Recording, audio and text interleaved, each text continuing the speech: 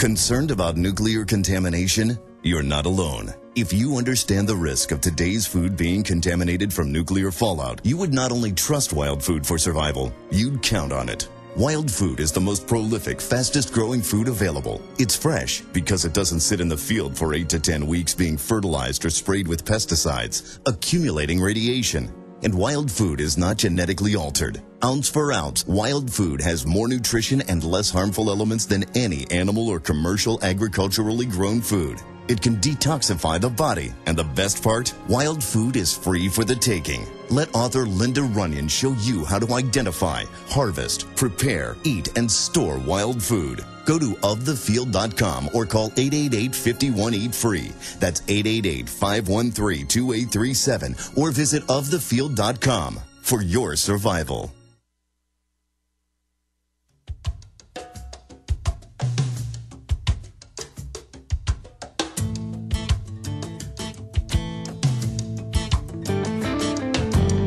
Cyrus Jones from 1810 to 1913 made his great-grandchildren... You know, I don't want to get into a distraction here about media events that I've been part of. We're not playing most of the TV interviews here I've done the last few days, but one in particular, and we'll get the whole thing up on Infowars.com. I'll have one of my great webmasters out there post this Alex Jones and Osama video, but we're about to play it for the radio listeners and TV viewers at prisonplanet.tv here in a moment, but we'll also get it up on Infowars.com and prisonplanet.com. Just post the whole thing. It's short.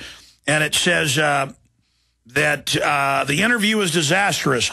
Hartman is totally outmatched and unable to lead Jones down the path he carves out and get him to criticize anything from a partisan perspective. Because they want to make it, oh, Republicans don't believe the Bin Laden hoax, to then get Democrats tribally in identity think to go, oh, we now believe the hoax. We now identify with the war, like that rent a mob of mindless patsies, that the flash mob out there that could hardly talk. We've got the video on the website saying, and we love, oh, we'll kill Saddam. We killed Saddam. And they're like, Luke Radowski's like, it's Bin Laden. Him too. I mean, it is just idiocy.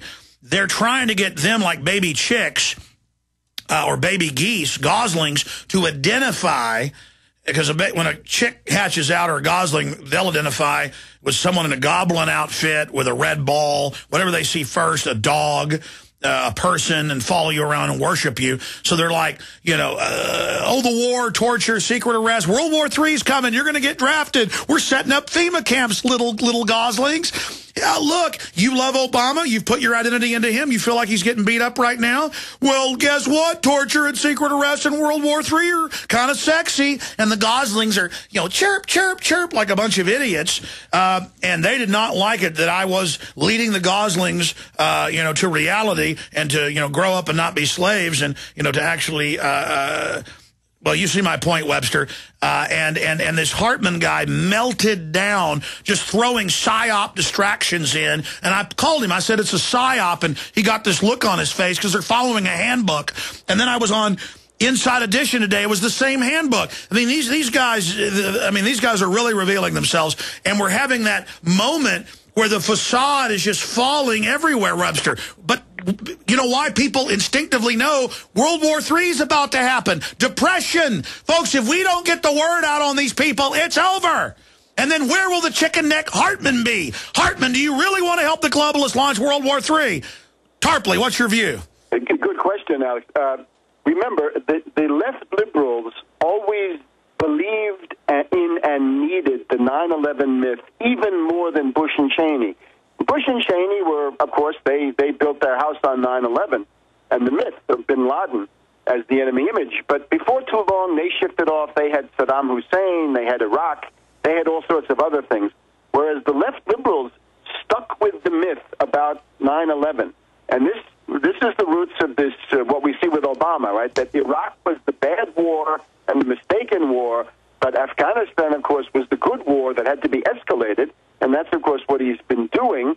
And it's clear to us that the real purpose of the Afghan war is to attack Pakistan, to export the Afghan civil war into Pakistan. Also for a deeper reason, that the left liberal wanted to believe that this group of Arab terrorists had been able to to bring the United States to its knees, because this was the blowback thesis. They wanted to believe in the blowback thesis, which is a way of saying... And America deserved it. Yes, exactly. That was the Ward Churchill tripe about the 3,000 that died were little Eichmanns, those little kids visiting mommy, the secretary.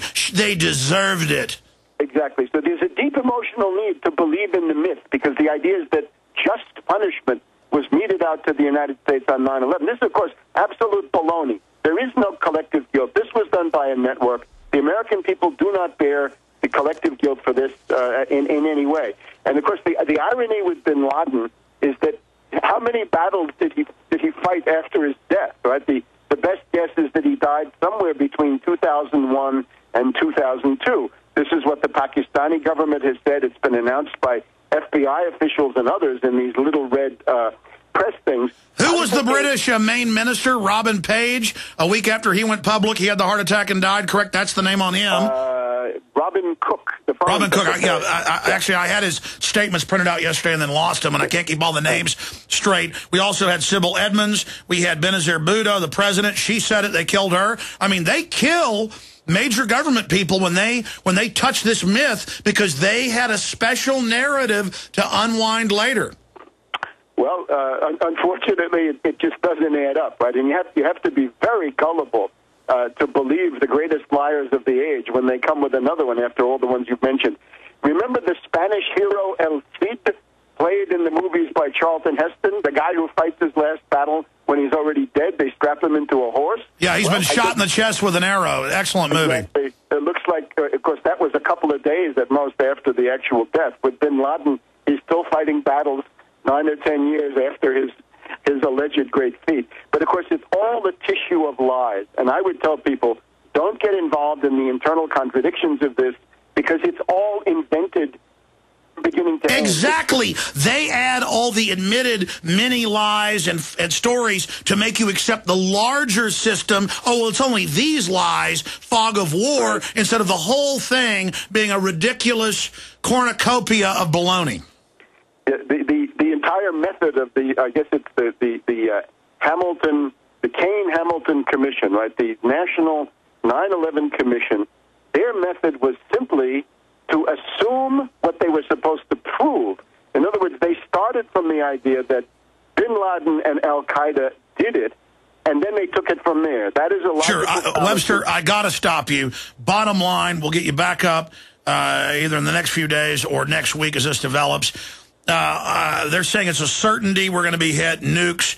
Are the globalists capable of even setting off a nuke? Where do you expect them to hit? What's the time frame? Do we call Congress, as I did in July of 2001, and say, don't stage the false flag? Do we call the White House right now?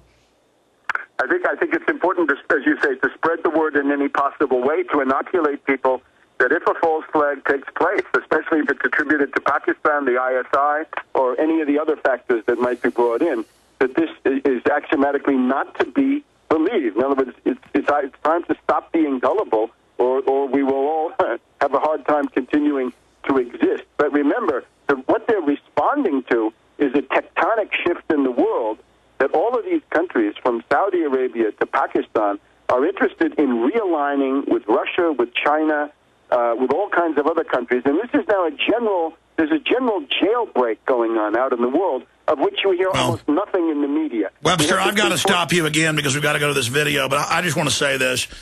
Of everybody we've interviewed, you have been the most accurate, frighteningly so. I mean, 2-3 months? It was longer than that. You said, watch Pakistan. It's next. They're going to try to blame them for terror. You broke down that they would try to connect things through these networks. You said Alaki, I remember 8 years ago was CIA, now it's admitted. And you've really had your finger on the pulse, and that's what's so frightening is Ghoul agrees with you, Hamid Ghoul, General Ghoul, Steve Pieczenik, Dr. Pieczenik. I mean, and you can see them saying, oh, Pakistan's got a lot of splaining to do. I mean, you can really see, as the Rand Corporation said 2 years ago, they want a new world war. And it's on. I mean, it's on like Donkey Kong, as the kids popularly have said in the last decade. The kids, I'm getting to be an old man here, folks. The youngins. I do sound like my grandpa now. But the point is that it is on. I mean, it is coming down. And I'm not, folks, I'm begging the listeners, people in government, media. I mean, a lot of times I'll be talking to these reporters and I say, look, this isn't funny. Come on, you know they lie. You understand how dangerous this is?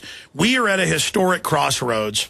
And if you can't feel it in your gut or even see it intellectually, when it all comes down, remember I told you again.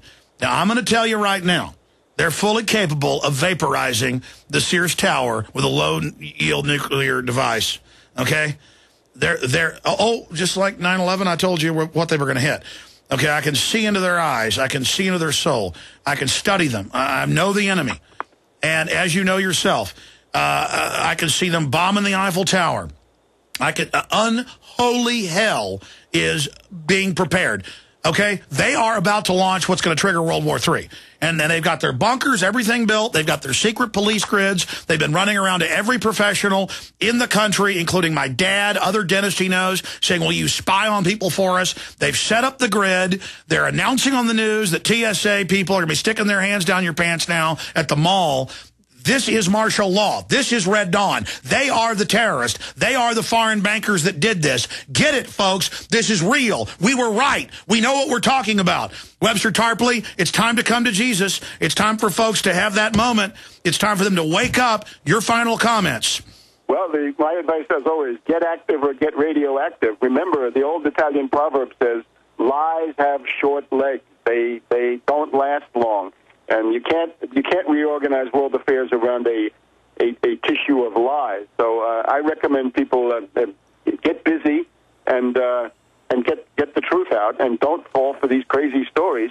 Don't be stampeded. That's what President Eisenhower said in the wake of the Kennedy assassination. Don't be stampeded. That's good advice right now. Well, you said it, but they are. Lies do have short legs, like a wiener dog.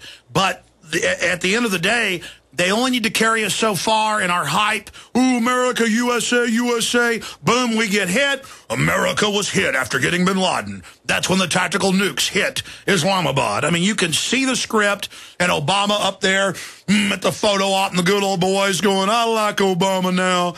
And it's the Blitz syndrome where when we get bombed, we get angry. And it's all sleight of hand so they can finish destroying the country.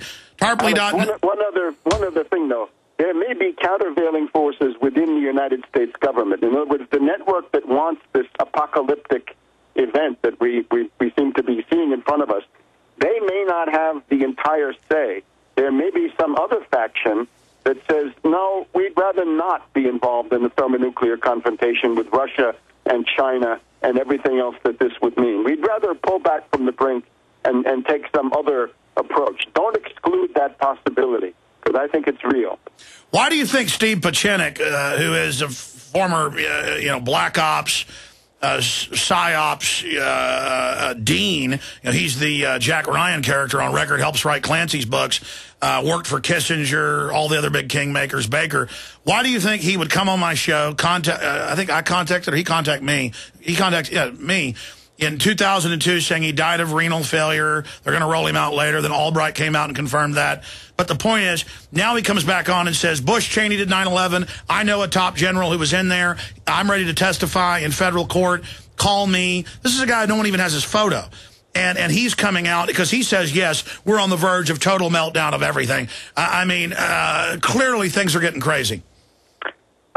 Perhaps this illustrates what I was trying to point to. He may indeed, I'd have to study the particular case more closely, but he may indeed represent the kind of phenomena that might occur at this point. In other words, a more rational faction which does not want to go into the abyss of some kind of a strategic adventure and a world conflagration. But it's almost like German high command that didn't want to go into Russia, but then Hitler was actually running things so they could. But there is no head of this. It's a bunch of addled oligarchs when they're not, taking ballet lessons from Rahm Emanuel together and having their valets service them, their male valets. They're prancing around preparing World War III. I mean, how do you stop a group of demonic zombies?